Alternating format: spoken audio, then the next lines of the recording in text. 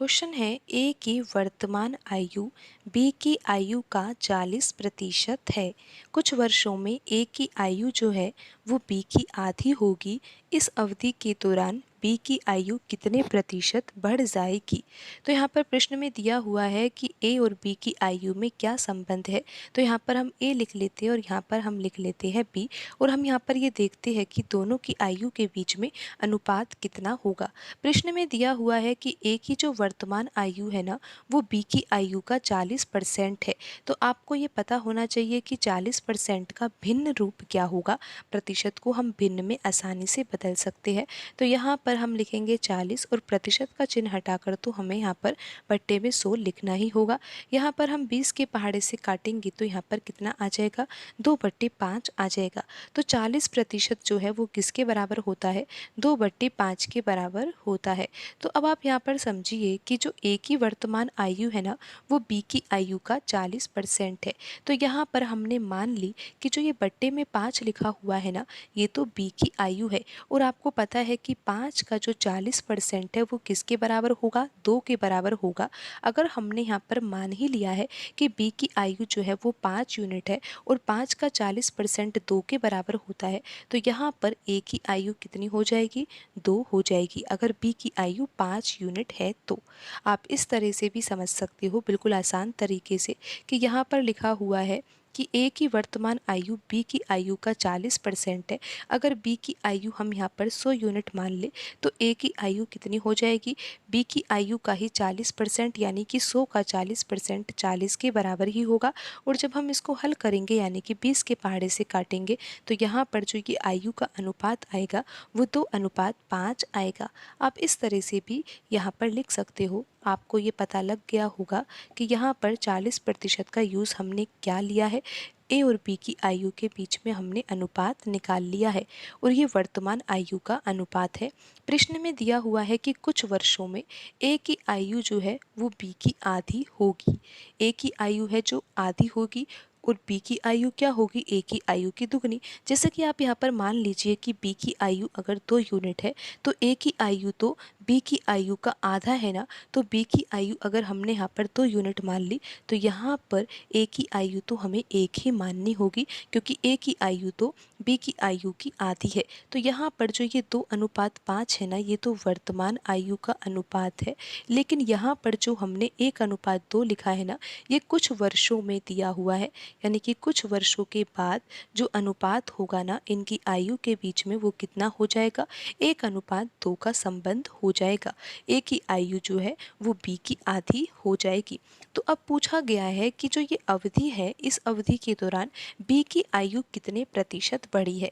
यानी कि हमें ये पता होना चाहिए कि पहले बी की आयु का अनुपात जो था और जो अब वाली आयु का जो अनुपात है उसमें क्या अंतर है, और हमें आंसर निकालना है प्रतिशत में।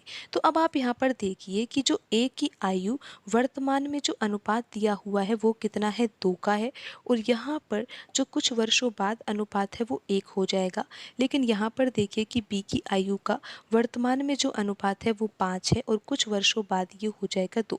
लेकिन आप ये देखिए कि जो अनुपात में अंतर है ना यहाँ पर तो कितने का अंतर है, 3 का अंतर है, और यहाँ पर अंतर कितने का है, 1 का अंतर है। लेकिन यहाँ पर जो ये अंतर है ना वो समान होना चाहिए, क्योंकि दोनों की आयु तो समान ही बढ़ी है। जैसे कि अगर ए की आयु 2 वर्षों बाद की पता करनी है तो ए की आयु 2 वर्ष बढ़ जाएगी, तो बी की आयु भी तो 2 वर्ष ही बढ़ जाएगी ना। तो यहाँ पर जो वर्षों के बीच में अंतर आएगा ना, इनकी आयु के बीच में जो अंतर आएगा वो तो समान ही होना चाहिए।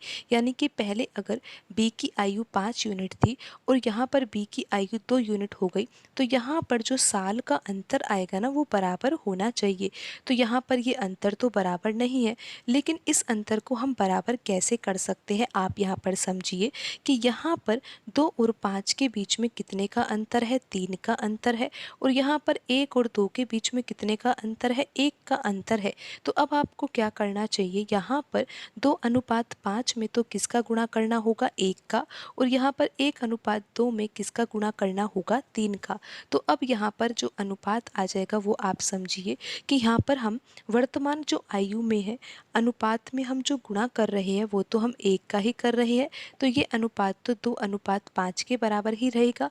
लेकिन यहाँ पर कुछ वर्षों के बाद जो आयु का अनुपात है ये चेंज होगा, क्योंकि यहाँ पर हम 3 का गुणा कर रहे हैं।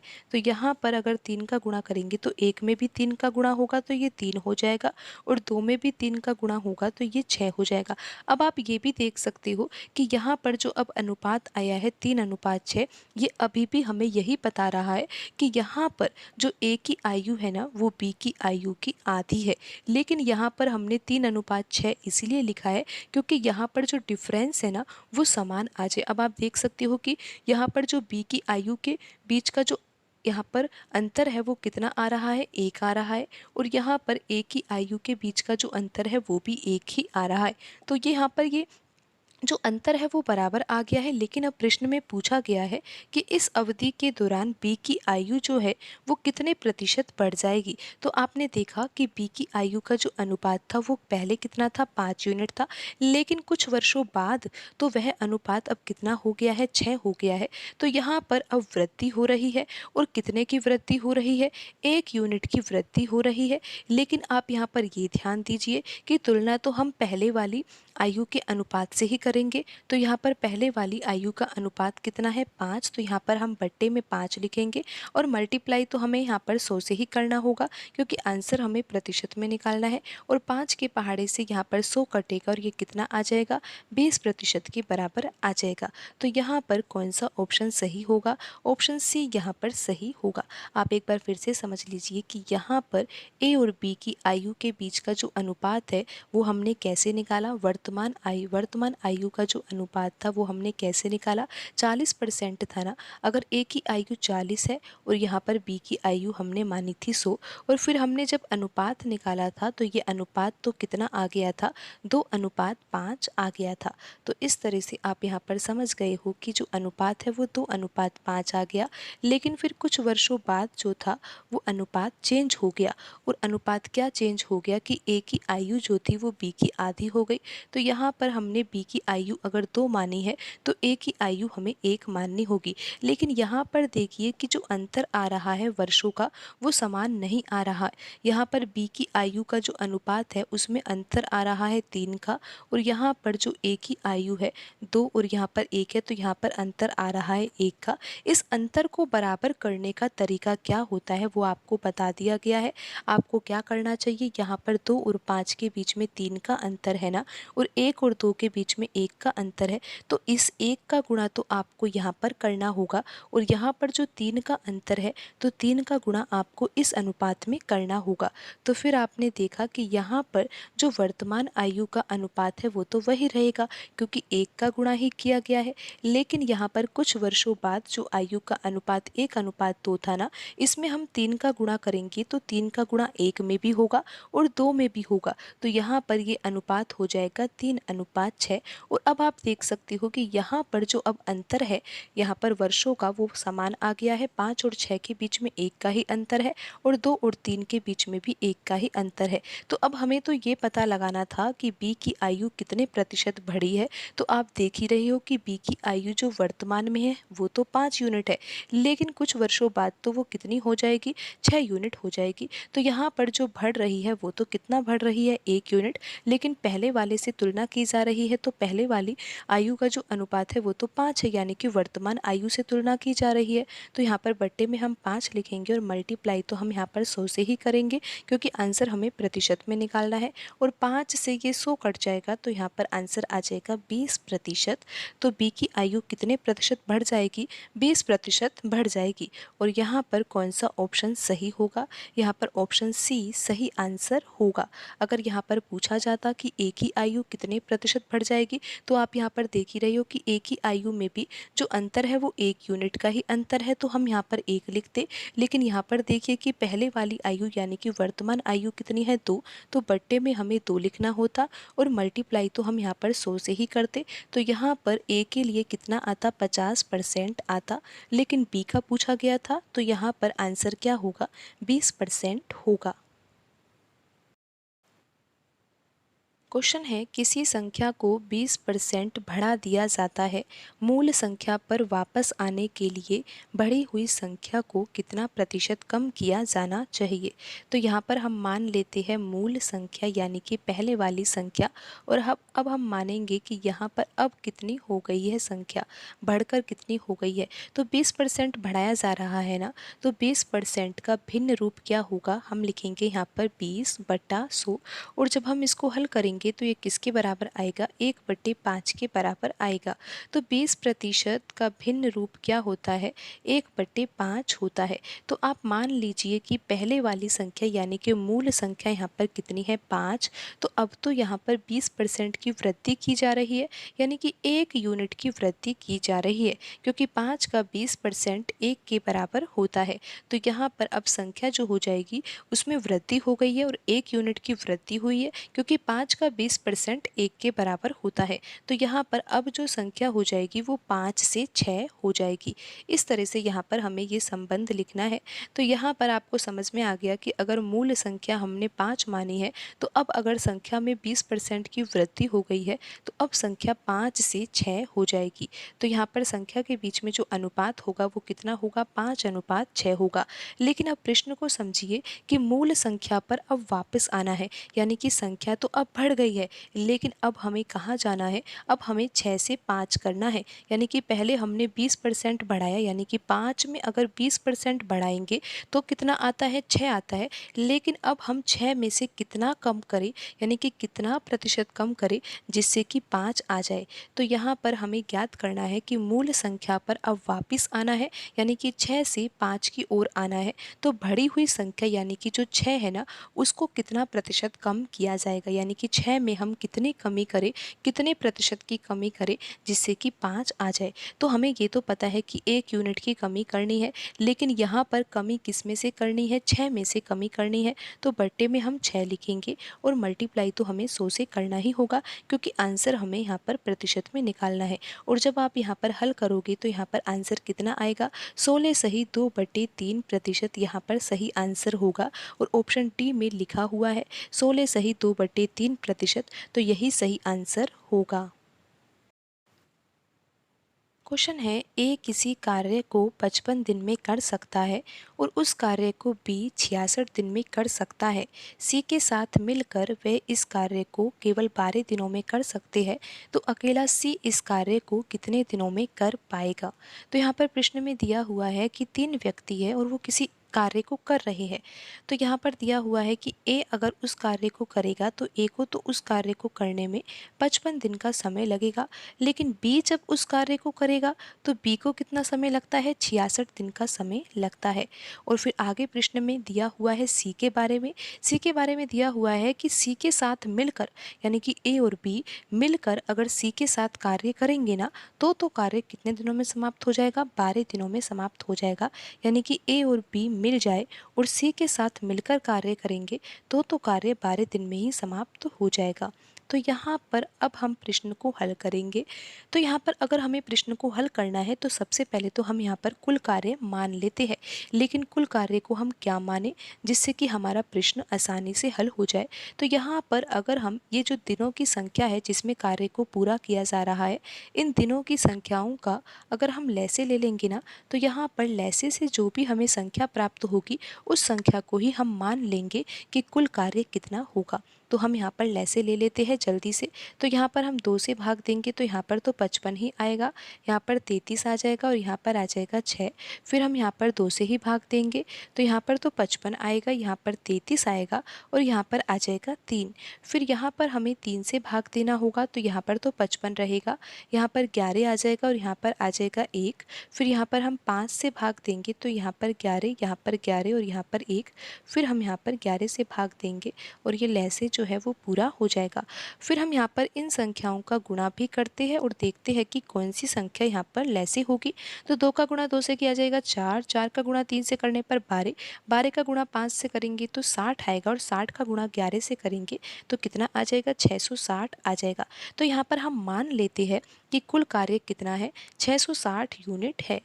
तो यहाँ पर हमें अब ये भी पता लग गया है कि हमें कुल कार्य क्या मानना चाहिए। यहाँ पर जो दिनों की संख्या है ना, इन्हीं दिनों की संख्याओं का हमें लैसे लेना चाहिए जिसमें कार्य को पूरा किया जा रहा है।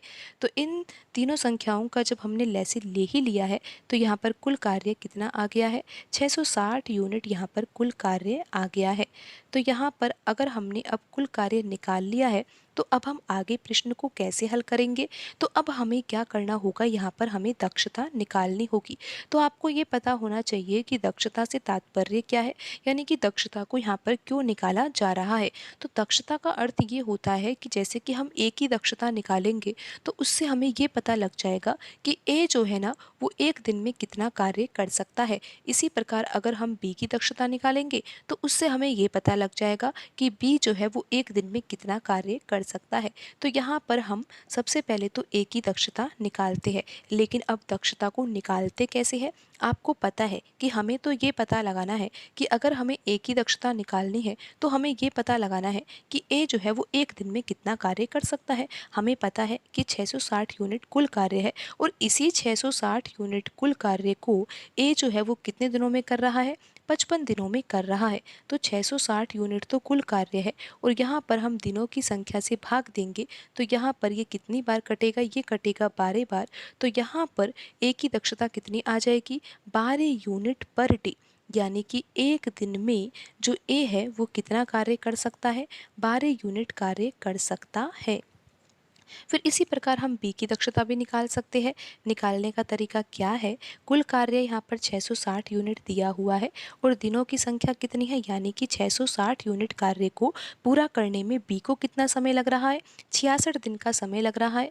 तो यहाँ पर हम 66 से ही भाग देंगे तो यहाँ पर आ जाएगा 10 यूनिट, यानी कि बी जो है वो एक दिन में कितना कार्य कर सकता है, 10 यूनिट पर डे।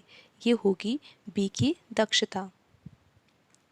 अब हम यहाँ पर इन तीनों की कुल मिलाकर भी दक्षता निकाल सकते हैं, क्योंकि हमें पता है कि तीनों मिलकर जब कार्य करते हैं ना इसी 660 यूनिट कार्य को, तो कार्य कितने दिनों में पूरा होता है, 12 दिन में पूरा होता है। तो 660 में अगर हम 12 से भाग देंगे तो ये कितनी बार जाएगा, ये जाएगा 55 बार। तो यहाँ पर इन तीनों की कुल मिलाकर दक्षता कितनी हो जाएगी, 55 यूनिट हो जाएगी, यानी कि एक दिन में ये तीनों मिलकर कितना कार्य कर सकते हैं, 55 यूनिट कार्य कर सकते हैं। तो अब आप यहाँ पर सी की दक्षता निकाल सकते हो, क्योंकि अभी तक हमें ये नहीं पता लगा है कि सी की दक्षता क्या होगी और सी की दक्षता निकालना यहाँ पर ज़रूरी होगा, क्योंकि प्रश्न में हमें ज्ञात करना है कि अकेला जब सी है ना इस 660 यूनिट कार्य को करेगा ना तो उसे कितना समय लगेगा। तो हमें अभी ये तो पता लगे कि जो सी है वो एक दिन में कितना कार्य कर सकता है और सी एक दिन में कितना कार्य कर सकता है ये हमें कैसे पता लगेगा, जब हम सी की दक्षता निकाल लेंगे। तो सी की दक्षता आप कैसे निकालें, जब हमें पता है कि ए की दक्षता 12 यूनिट है, बी की दक्षता 10 यूनिट है और यहाँ पर तीनों की मिलाकर 55 यूनिट है, तो हम यहाँ पर सी की दक्षता निकाल सकते हैं। यहाँ पर हम 55 में से क्या घटाएंगे, इन दोनों की यानी कि ए और बी की कुल मिलाकर दक्षता कितनी है, 12 और 10 कितना होगा, 22 होगा। तो 55 में से अगर हम 22 घटाएंगे तो यहाँ पर आ जाएगा 33 और ये होगी सी की दक्षता, यानी कि सी जो है वो एक दिन में 33 यूनिट कार्य कर सकता है। तो अब आपको यहाँ पर सी की दक्षता पता लग गई है। आपको पता है कि यहाँ पर कुल कार्य कितना है, 660 यूनिट है। तो आपको पता है कि जो कुल कार्य है वो तो हमने माना ही है, लेकिन माना है लेकिन कितना आया था, 660 यूनिट आया था। और आपको ये भी पता है कि जो सी की दक्षता है ना वो कितनी है, सी की दक्षता है 33 यूनिट, यानी कि जो सी है ना वो एक दिन में 33 यूनिट कार्य कर सकता है। तो अब हमें पता लगाना है कि सी जो है ना अकेला सी इस कार्य को कितने दिनों में पूरा कर पाएगा। तो यहाँ पर हम कुल कार्य में किससे भाग देंगे, दक्षता से भाग देंगे, 33 से भाग देंगे। तो यहाँ पर दिनों की संख्या कितनी आ जाएगी, दिनों की संख्या आ जाएगी 20 दिन, यानी कि जो अकेला सी है ना उस कार्य को 20 दिन में पूरा कर लेगा। जिस कार्य को ए 55 दिन में कर रहा था, बी उसी कार्य को 66 दिन में कर रहा था, लेकिन सी के लिए पूछा गया था यहाँ पर कि सी उस कार्य को कितने दिनों में पूरा कर लेगा। तो सी के लिए आया है 20 दिन और यहाँ पर ऑप्शन डी सही आंसर होगा।